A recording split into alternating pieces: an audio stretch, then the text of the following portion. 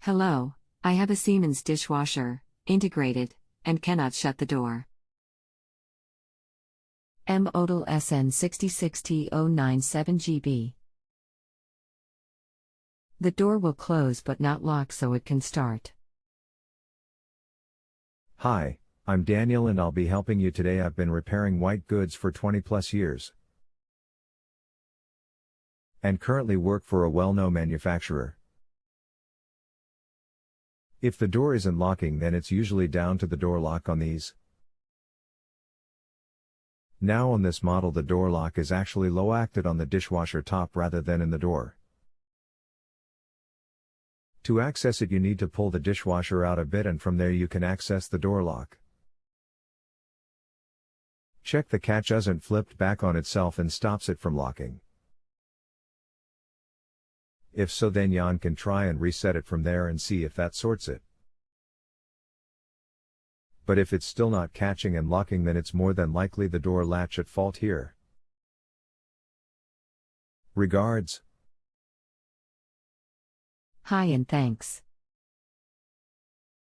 The dishwasher is integrated. Is it easy to pull out? Now that depends on how the kick-thin fitters fitted it. Normally on built-in appliances you need to remove the wooden plywood at the bottom of the kitchen. Then open the door and look at the top corners each side and Teresa a screw either side holding the dishwasher to the worktop. With them out, lower the feet a little and then you should be able to pull the dishwasher out enough to access the door lock. It doesn't have to be much, about 20 cms should do it. Regards. Brilliant. The lock was fine, the door was catching on the worktop and not getting close enough to the door to engage the lock. By moving it out a bit, to inspect the lock, it started working. Thanks. Nice one, glad to hear it was just that.